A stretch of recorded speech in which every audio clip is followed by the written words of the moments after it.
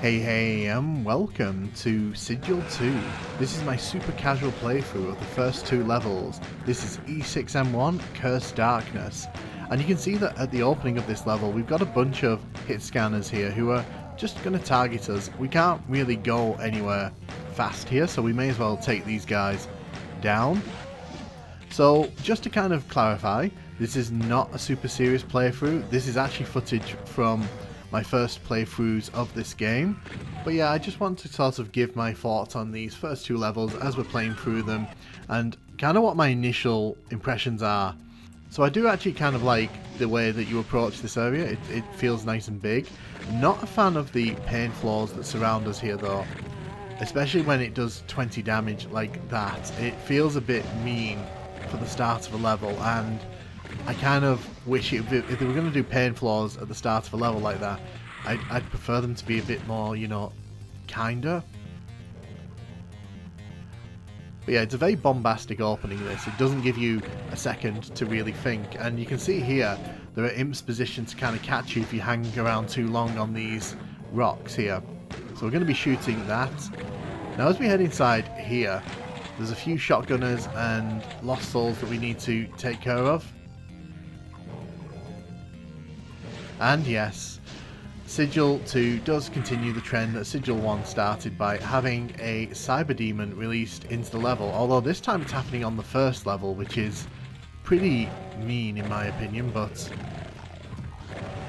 then again, this wasn't made for beginners, so what can you expect? These pinkies here are just kind of here to stall you. You can see the cyber demon down there, so he can hit us if we position ourselves poorly. So it's probably best that we don't hang around here too long. He can shoot us in the middle here as well. So while I'm taking down these lost souls, I do need to be very wary of the fact that he can come out and hit us if he wanders around. So yeah, that cyber demon is free to kill us if he gets the chance. So we're going to jump into the middle bit here, and there's an armor bonus which is welcome. The sound of the cyber demon shooting at us, not welcome, and this trap here is pretty interesting. It's not too difficult to deal with, but the Caco demon here does add a bit of spice to it. You can see those graves there. That's actually nice detail work. I like that, kind of implying that they're all rising from the dead. You need to shoot that eye to get round here. Interestingly, there is a secret area just to the right of this gravestone there. If you get here quick enough, you can get in there in the first 30 seconds of the level. Otherwise, there is a switch somewhere that opens it up later on. So as we kind of make our way into here, this bit seems particularly mean because you really don't have much of a sight on the enemies in the cages there. As you can see, we're kind of just shooting into the darkness and kind of hoping that we hit something. So, not sure if I'm a fan of that, to be honest. That seems a bit mean, especially because you've got some hit scanners shuffled in there as well. And on this side as well.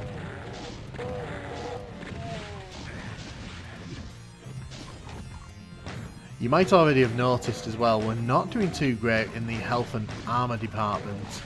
And the reason for that is because there simply isn't that much health on this level.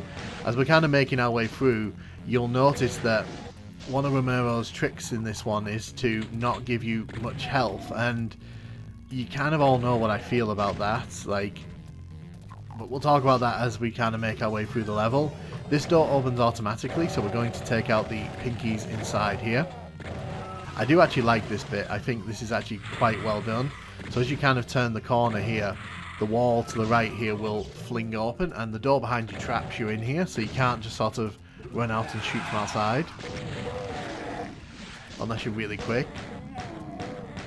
But I do actually like this. This is a really interesting area. There's actually a secret here with some shotgun ammo in. If you're like me, you will need that. If you look to the right there, you'll see a suit just kind of shining out at us. So that indicates that if you come around here, you can actually come in here and grab a rad suit. Now, that Caco demon's going to be flying around in there, but we're not going to worry about that. Instead, we're going to head this way. There's actually a chain gun here, and you can see the Sigil 2 logo down there. That's a nice little nod to the similar area in the first map of Sigil 1.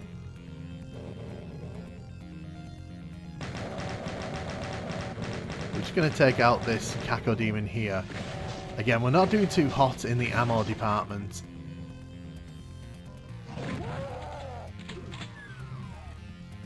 So it's one of these puzzles again, similar to the original Sigil, where you kind of have to advance yourself along the platform.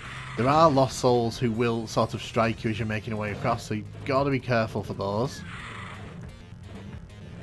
You can also hear that Cyber Demon in the distance. I'm not quite sure yet how I'm meant to deal with the Cyber Demon, because the level doesn't really give you the weapons to handle that, at least not in the level that I've been playing so far. We'll shoot there. I'm sure there's a secret or two that will equip us adequately for that, but I've not been able to spot them so far. And something's teleporting around, so let's take care of you. As we make our way along this snaking pathway, we'll be heading towards the end of this room. So on this lift there's a few shotgunners that we have to deal with. We're going to take them out from a distance. There is also a lost soul in the left hole. There you go. So I assume when we go through this door, there's supposed to be a bunch of secrets here that we can probably use to unlock this level like an onion and sort of peel back the layers. But as you can see, not doing well with health, not doing well with ammo, and there was a lot of enemies there at the end of the level, and frankly, I kind of feel I'd had my fill of this one. So I have to be honest, not a super fan of this one. I think that it starts out good, and then I think the lack of health and ammo through the level really kind of artificially raises the difficulty. I understand that's kind of Romero's style, and you know, we're playing Sigil, so you know, what can you expect? But in my opinion, it wouldn't have killed him to put one or two more med packs in the level. I'm sure when I do my level by level analysis, I'll find all those secrets, and we'll, you know, I'll probably have a lot more nicer things to say about it. But I think that putting a Cyber Demon near the start of the level like that, and kind of making it just this big thing that kind of means you can't really stand still in that center area anymore, I think that's a bit much. So what's really cool is that he actually uses a fake wall switch here. So if you dive into that wall there, you can actually grab a bunch of chain gun ammo, which is really useful if you're not doing pistol starts, but you only have 30 seconds to get in there because it does close. So when you hit that switch, you can actually come outside here, which is pretty nice. So yes, there's another Cyber Demon here. We're spotting a theme. I do like, again, the visual contrast between the blue sky and the red lava and the red cliffs here. And I do kind of like that all of this is a nice big secret area, so if you are brave enough to come out here with the rad suit, you know, you can get rewarded. There is a teleporter over there that brings you back around here. Again though, this is a 20 pane floor, so don't sort of wander out there about a rad suit.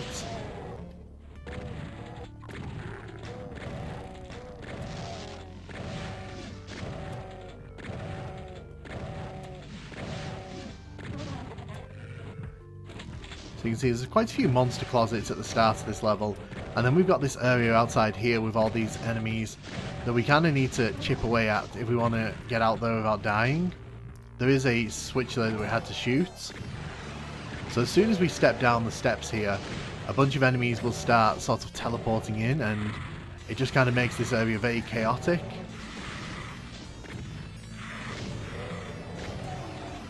So I don't mind this. This is actually fine for me. I wouldn't say I'm particularly fond of rooms like this, but at the same time, I feel that it's a nice little challenge in the middle of the level here, so I'm not going to complain.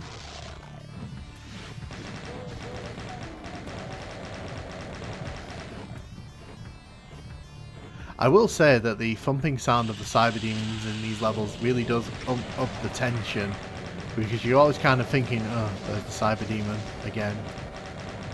4 Cacodemons here coming out to take us on, which is quite a lot of Cacodemons.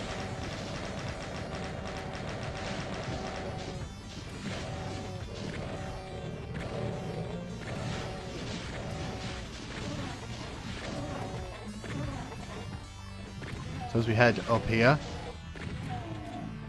you can see that again we need to collect the shotgun shells to raise another wall. So that seems to be the gimmick of this level.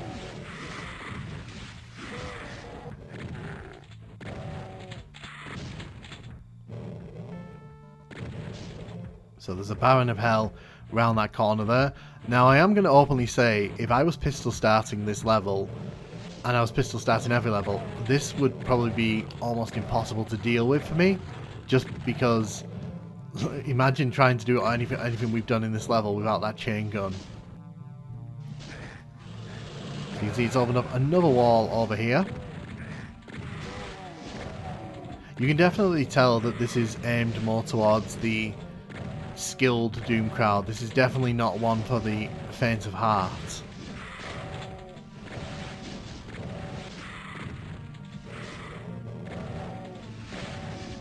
It's another level where there isn't that much in the way of health for players to kind of grab at, so if you start losing health quickly, you're really kind of making the rest of the level a slog for yourself. I'm just going to take out this Baron of Hell here. As I say, when I'm playing these levels here, I'm fully aware that I'm probably skipping out on a bunch of secrets and stuff, but at the end of the day, this is my first playthrough these two levels, and to be honest, there's plenty of time for me to kind of crack these levels open and kind of give my thoughts on like them properly.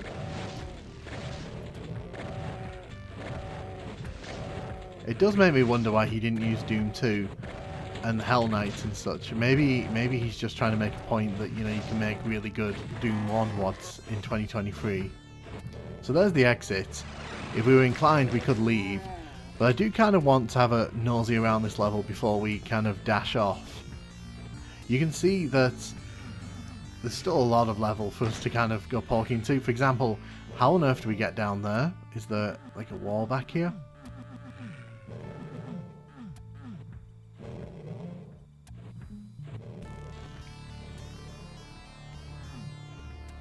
I'm just seeing if there's anything I can trigger here. So we can't really go on the toxic lava there because we'll get absolutely blitzed by the 20 floor damage, as you can see. There's also blue armor to the left, which I would like to get my hands on, but I'm not quite sure how we get there. Is there a secret wall back here?